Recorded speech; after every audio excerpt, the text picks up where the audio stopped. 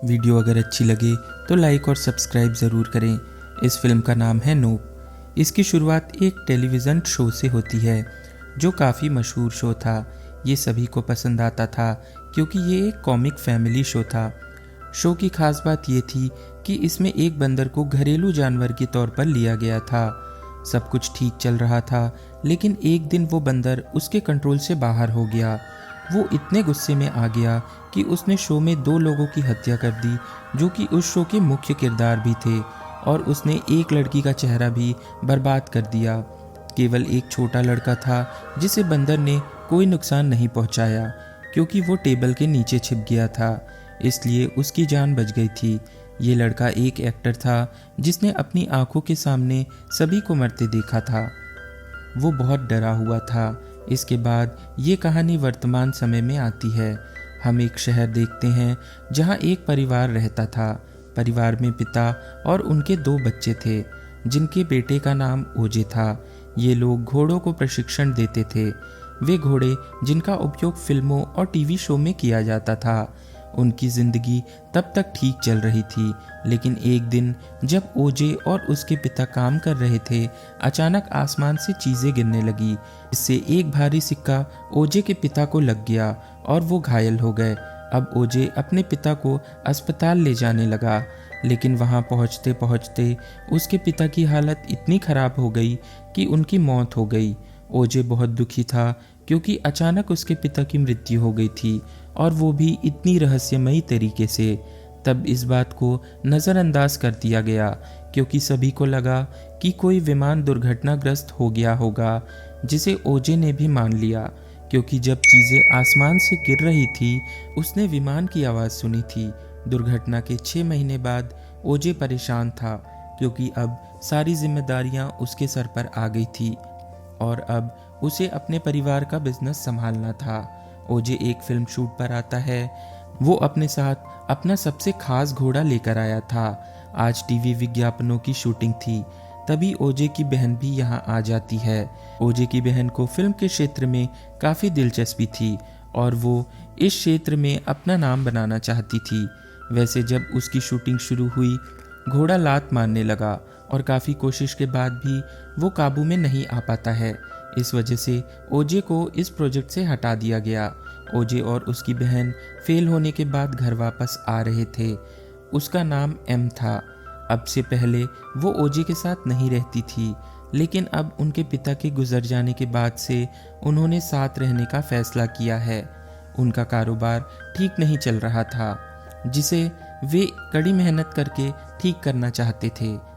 स्थिति इतनी खराब थी कि ओजे ने अपने कुछ घोड़े बेच दिए, और जिस आदमी को उसने घोड़े बेचे वो एक फैमिली पार्क का मालिक था, जो कोई और नहीं बल्कि वही एक्टर है, वही बच्चा जिसे हमने शुरुआत में देखा था, जिसे एक बंदर ने छोड़ दिया था।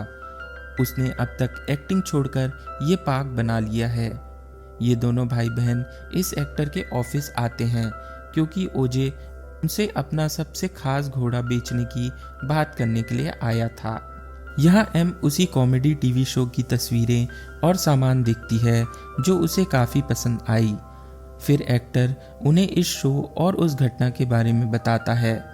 अब घोड़े को बेचने के बाद जब वे अपने घर आते हैं, एम म्यूजिक बजाती हुई नाच रही थी, जबकि ओजे घोड़े को देखने के लिए बाहर चला गया।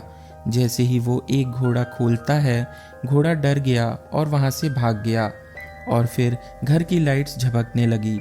ओजे को फिर से आसमान से अजीब आवाज़ें सुनाई देने लगी, लेकिन इस बार उसे आसमान में एक अजीब सी उड़ती हुई चीज़ दिखाई देती है जो पलक झपकते ही बादलों में गायब हो जाती है। कुछ देर बाद जब बिजली बारिश हुई तो ओजे भी घर आ गया। उसकी बहन उससे पूछती है कि वो कौन सी चीज़ थी, क्या तुम्हें कुछ मिला और घोड़ा कहाँ भागा। ये सोचते सोचते ओजे और उसकी बहन कैमरे की रिकॉर्डिंग चेक करने लगे, लेकिन उन्हें कुछ भी ठीक से नज़र नहीं आया। फिर वो अपनी बहन से कहता है कि हमारे पिताजी पर आसमान से कुछ गिरा, इसलिए वो घायल हो गए और उनकी मौत हो गई। और उस समय आकाश से आवाज़ें आ रही थी जो मैंने आज भी सुनी। आज भी मैंने आसमान में कुछ अजीब देखा है। ये सुनकर उसकी बहन थोड़ा चौंक गई क्योंकि वो सोच रही थी कि ओजे किसी एलियन स्पेसशिप के बारे में बात कर रहा है। अब अगले दिन दोनों भाई बहन एक खास तरह के कैमरे खरीदने बाजार जाते हैं। ऐसे कैमरे जो बिजली बंद होने पर भी काम करना बंद नहीं करते, ताकि वो पता लगा सकें कि वो चीज़ क्या हो सकती है, क्योंकि उन्हें यकीन था कि वो लोग वो चीज़ दोबारा देखेंगे। इसी स्टोर में उनकी मुलाकात एक मैकेनिक से हुई। जब वो उनके घर कैमरा लगाने आता है, उसे ये देखकर बहुत आश्चर्य हुआ कि ओजे सभी कैमरे आसमान की ओर लगा रहा था। सीसीटीवी का एंगल आकाश की ओर था, इसलिए उसे शक हुआ। दोपहर में एम ने पार्क से एक घोड़े की मूर्ति चुरा ली और इसे अपने घर के बाहर रख दी, क्योंकि वो सोच रही थी कि कहीं आसमान में उड़ने वाली चीज़ जीवित चीज़ों का शिकार तो नहीं कर रही है। वो चीज़ उस घोड़े को भी जानवर समझकर उठा लेगी। रात में ओजे जांच करने के लिए बाहर जाता है। उसका भागा हुआ घोड़ा वापस आ गया था। जैसे ही वो उसे अपने साथ ले जाने लगा, आसमान फिर से हिलने लगा। वो अजीब चीज़ फिर से नीचे आ गई। ओजे ने उस चीज़ को नकली घोड़े को खींचते हुए अपनी आंखों से देखा था। एम ने भी वो चीज़ देखी थी, लेकिन वो ठीक से नहीं देख पा रहे थे कि वो चीज़ क्या है, क्योंकि कैमरे पर एक मच्छर आकर बैठ गया था। लेकिन जल्द ही वे बाहर आ जाते हैं और देख पाते हैं कि वो चीज़ एक बहुत बड़ा एलियन अंतरिक्ष यान था। गोल होने के कारण इसका आकार बहुत बड़ा था। उसकी गति इतनी तेज थी कि वो छिप गया। यही कारण था कि इसे कोई देख नहीं सकता था, जबकि ये हमेशा बादलों में छिपा रहता था। अब अगली सुबह ये दोनों भाई बहन फैसला करते हैं कि हम इस एलियन स्पेसशिप का फ़ायदा उठाएंगे, यानी इससे हम मशहूर होंगे। वे एक फिल्म डायरेक्टर को बुलाते हैं और उसे इस पूरे घटना के बारे में बताते हैं और उसे यहाँ आने के लिए भी कहते हैं, लेकिन जाहिर है वो उन पर विश्वास नहीं कर पा रहा था। इस वजह से वो मना कर देता है। तभी उनके घर एक मैकेनिक आता है, क्योंकि वो छुपकर उनके घर में लगे कैमरे की सारी वीडियोस देख रहा था। रात को जो कुछ भी हुआ उसने भी सब कुछ देखा, क्योंकि उसे पहले से ही शक था और उसे कुछ अंदाज़ा भी था। आते ही उसने पहाड़ की ओर देखा और आश्चर्य से बोला, हे भगवान, ये सच है। बाद में वो एम और ओजे से पूछता है, मुझे लगता है कि आप अभी भी नहीं समझे हैं। मैकेनिक उन्हें एक वीडियो दिखाता है जिसमें पहाड़ के ऊपर बादल बिल्कुल भी नहीं हिल रहा था, जिसका मतलब है कि इतने लंबे समय के लिए वो एलियन अंतरिक्ष यान बादलों में छुपा हुआ है। उन्होंने यहाँ एक राज भी खोला। उनका कहना है कि असल में ये कोई एलियन स्पेसशिप नहीं है, बल्कि ये स्पेसशिप ही एलियन है। इसके आकार और आकृति के कारण हमें लगा कि ये कोई एलियन अंतरिक्ष यान है। दोनों भाई बहन कहते हैं कि क्या हम सीसीटीवी रिकॉर्डिंग दुनिया को नहीं दिखा सकते। मैकेनिक ने उन्हें मना कर दिया और कहा, इस बात पर कोई यकीन नहीं करेगा, क्योंकि मैंने इंटरनेट पर अक्सर ऐसी प्राकृतिक बदलाव देखे हैं। लोगों को भी लगेगा कि शायद ये स्वाभाविक बदलाव है। हर कोई हमारा मजाक उड़ाएगा। अगर हम दुनिया को इस एलियन के बारे में बताना चाहते हैं तो हमारे पास कोई ठोस सबूत होना चाहिए। दूसरी ओर एक्टर को पार्क में एक शो होने वाला था जिसमें काफ़ी संख्या में लोग आए थे। जैसे ही शो शुरू हुआ, आसमान फिर से हिलने लगा और तेज़ हवाएं चलने लगी। वे सभी आराम से बैठ गए, क्योंकि उन्हें लगा कि ये भी शो का हिस्सा है। लेकिन वास्तविकता ये थी कि एलियन बहुत तेज़ी से उनकी ओर बढ़ रहा था। फिर वो थोड़ा करीब आता है और सब पर हमला कर देता है और सबको उठाना शुरू कर देता है। वो एक एक करके सबको निगलते जा रहा था और सबको अपने अंदर ले लेता है। फिर हमें इस एलियन के अंदर का दृश्य दिखाया जाता है जहाँ वे लोग चिल्ला रहे थे, और ये सभी सिर्फ वो लोग नहीं थे जो शो देखने आए थे, बल्कि और भी कई लोग थे। वो एलियन शुरू से ही इस शहर के जानवरों और इंसानों को निगल रहा है। यही कारण है कि ओजे को आसमान से आवाज़ें सुनाई देती थी, क्योंकि वो आवाज़ें लोगों की थी। एलियन इंसानों को खाने के बाद सारी बेकार चीज़ों को नीचे फेंक देता था। शाम को जब ओजे पार्क में आया, उसे यह देखकर बड़ा आश्चर्य हुआ कि वहाँ कोई मनुष्य नहीं था। जैसे ही वो उसे अपने साथ ले जाने लगा तो उसे वहाँ अपना घोड़ा दिख गया। उसे आसमान में फिर से वो एलियन नज़र आता है जो उसकी ओर बढ़ रहा था। वे पहली बार उस विचित्र एलियन को ठीक से देखता है। ये बिल्कुल एक अंतरिक्ष यान की तरह था।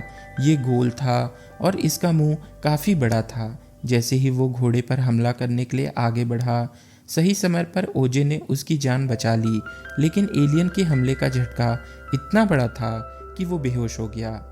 जैसे ही उसे होश आता है, वो वहाँ से जाने लगता है और देखता है कि एलियन वहाँ नहीं है। वो तुरंत एम को फ़ोन करता है और बताता है कि मुझ पर भी एलियन ने हमला किया है। मैं तो बच गया हूँ, लेकिन मैंने इसे देखा। ये एक ऐसा एलियन है जिसे हम शिकारी भी कह सकते हैं, जो दूसरे ग्रह से हमारी दुनिया में आया है, जो अपने भूख मिटाने के लिए इंसानों और जानवरों का शिकार कर रहा है और इतनी देर से आसमान में छुपा हुआ है। मैकेनिक भी उन्हें घर छोड़ने के लिए कार में बैठ गया, लेकिन जब वो थोड़ी दूर गया तो उसकी कार रुक गई क्योंकि वो एलियन आसपास था। दरअसल जब ये एलियन आसपास होता है तो बिजली से चलने वाली सभी चीज़ें काम करना बंद कर देती हैं। यही कारण था कि उनके घर के कैमरे, लाइट्स भी चमक रही थी। तो डरा हुआ मैकेनिक घर वापस आ जाता है और थोड़ी देर बाद उसे घर की छत से तेज़ आवाज़ सुनाई देती है। एलियन के अंदर लोगों के चिल्लाने की आवाज़ें, क्योंकि वो उन्हें मारकर पचा रहा था। फिर वो लोगों का सारा सामान फेंकने लगता है। वो लोगों को बेरहमी से मार रहा था और खा रहा था। तो खून की बारिश होने लगी और ये बात एम और मैकेनिक को डरा देती है। इसी बीच ओजे भी कार लेकर घर के करीब आ जाता है, लेकिन एलियन की मौजूदगी के कारण उसकी कार रुक जाती है। वो कार से बाहर आता है और देखता है कि एलियन हमारे घर के ऊपर बैठा है, जिसका आकार इतना बड़ा है कि इसने पूरे घर को कवर कर लिया है। और अब एलियन ने उस नकली घोड़े को फेंक दिया, जो सीधा आकर ओजे की कार पर गिरा, जिससे वो बाल बाल बच गया। इस बीच ओजे को इस एलियन की कमजोरी का पता चलता है। अगर आप इसे ना देखें, नज़रअंदाज करें, तो ये हम पर हमला नहीं करता। इसलिए वो पूरी रात बिना किसी डर के अपने कार में ही रहता है। सुबह होते ही वो एम और मैकेनिक को लेकर यहाँ से चला जाता है। गांव की इस घटना के बाद हर तरफ खबर फैल गई कि एक शिकारी जानवर पूरे शहर में घूम रहा है, जो लोगों का शिकार कर उन्हें मार रहा है। ओजी का कहना है कि घोड़े खतरे में हो सकते हैं, हमें उनकी जान बचाने के लिए वापस जाना चाहिए। उसने एम से इस बारे में बहस की, लेकिन आखिरकार वो मान गई और ये लोग वहाँ खतरा होने के बावजूद वापस आ जाते हैं, जहाँ वही फिल्म डायरेक्टर उनसे मिलने पहुँचा था, जिनसे उन्होंने पहले संपर्क किया था। वो कहता है, मुझे माफ़ कर दो, मैंने पहले तुम पर विश्वास नहीं किया। अब मैंने खबर सुनी है, आप लोग बिल्कुल सही कह रहे थे और अब मैं आपका समर्थन करूंगा। मैं इस जगह का पूरा वीडियो किसी फिल्म शूट की तरह बनाऊंगा, जिसके लिए वो एक ख़ास तरह का कैमरा लेकर आया था, जो बैटरी से नहीं चलता था।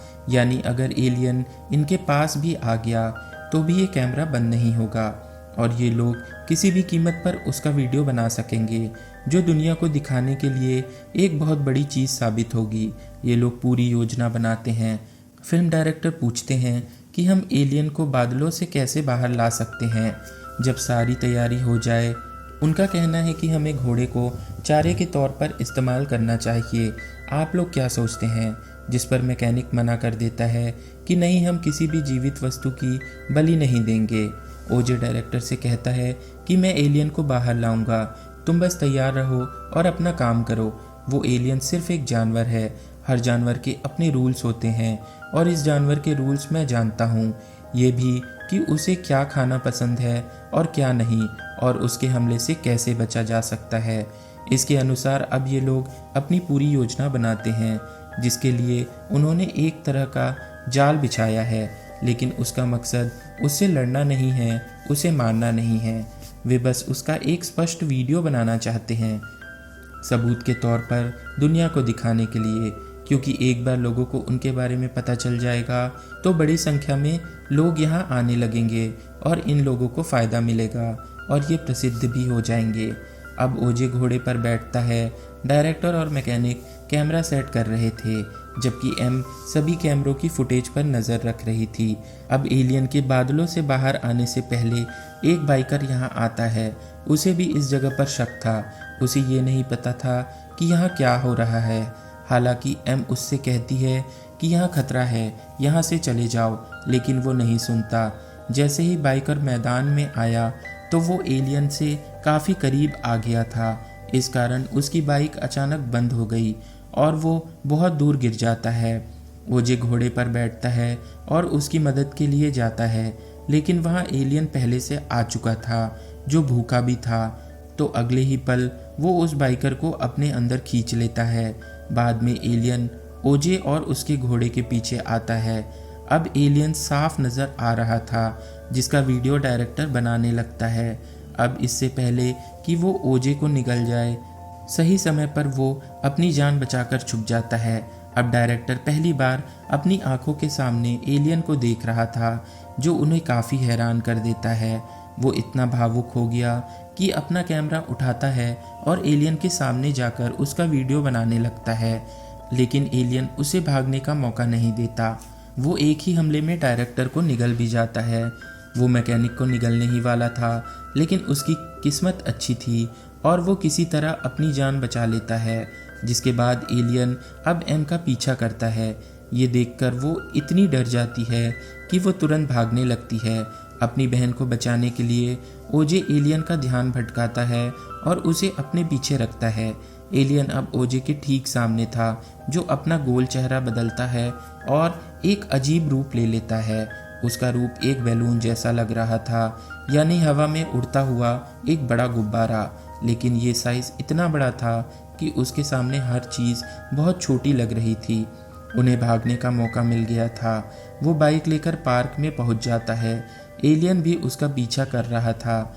सबूत, कैमरा डायरेक्टर के साथ एलियन के पेट में चला गया था। तभी एम को एक आइडिया आया। वो पार्क में आती है और हवा का गुब्बारा उड़ाती है ताकि एलियन यहाँ आ जाए। और जैसे ही एलियन यहाँ आए तो कुएं में लगे कैमरे के ज़रिए उसका वीडियो रिकॉर्ड होने लगता है। अब एयर बैलून में हवा और गैस थी, जिसे एलियन जिंदा समझकर निगल जाता है। जैसे ही उसके पेट में गैस और हवा का विस्फोट होता है, एलियन भी फट जाता है। एलियन मरने वाला था, लेकिन एम ने उसका आखिरी वीडियो भी बना लिया था। फिर जैसे ही एम जागती है, वो ओजे को जीवित देखकर बहुत खुश होती है, क्योंकि वे आखिरी समय तक खड़े थे। उन्होंने एलियन का सामना किया और इसी वजह से, उनके साहस से उन्होंने एलियन को मार दिया। खतरा अब टल गया था और इसके साथ ही फिल्म भी यहीं ख़त्म हो जाती है।